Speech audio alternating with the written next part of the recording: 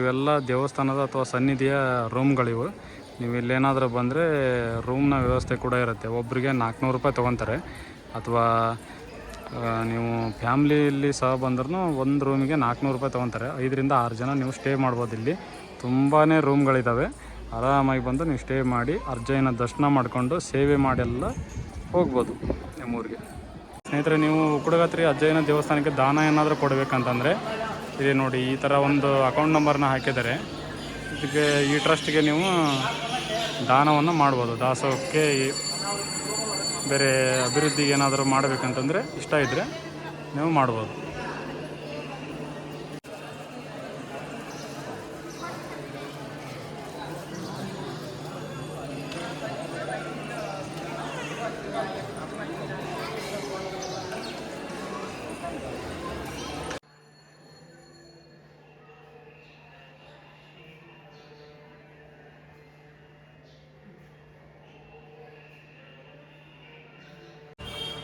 ಇದು ಮೇಲ್ಗಡೆಯಿಂದ ನಿಂತು ನೋಡಿದರೆ ಈ ಥರ ಕಾಣುತ್ತೆ.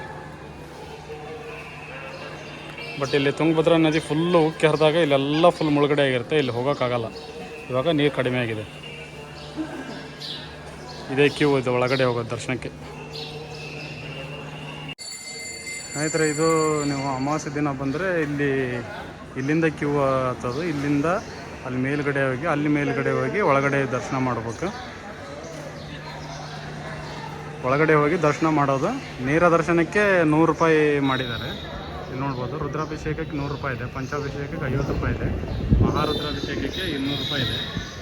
ಇನ್ನೊಂದು ಗೃಹಶಾಂತಿ ಅಂತ ಇದೆಯಲ್ಲ, ಅದಕ್ಕೆ 300 ರೂಪಾಯಿ ಚಾರ್ಜ್ ಮಾಡ್ತಾರೆ. ಇಲ್ಲಿಂದನೇ ಒಳಗಡೆ ಹೋಗೋದು. ಇದು ಡೈರೆಕ್ಟ್ ಎಂಟ್ರಿ.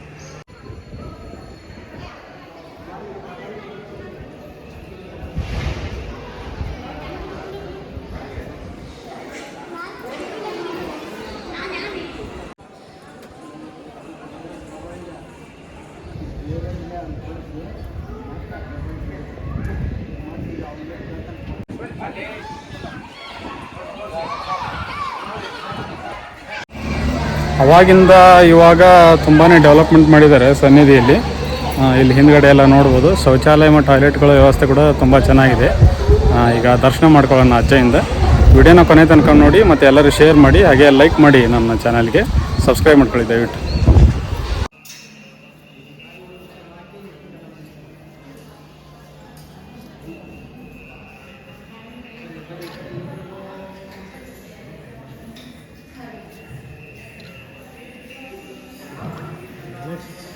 ಈ ವಿಡಿಯೋ ನಿಮಗೆ ಇಷ್ಟ ಆಯಿತು ಅಂದ್ಕೊಂಡಿದ್ದೀನಿ. ಇಷ್ಟ ಆದರೆ ಲೈಕ್ ಮಾಡಿ, ಶೇರ್ ಮಾಡಿ, ಕಮೆಂಟ್ ಮಾಡಿ.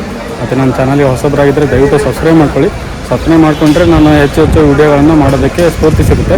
ನೆಕ್ಸ್ಟ್ ವಿಡಿಯೋ ನಾನು ಮಂತ್ರಾಲಯ ಶ್ರೀ ಗುರುರಾಯರ ದರ್ಶನ ಮಾಡಬೇಕು ಅಂದ್ಕೊಂಡಿದ್ದೀನಿ.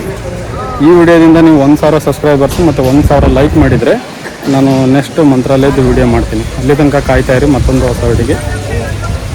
ಬಾಯ್.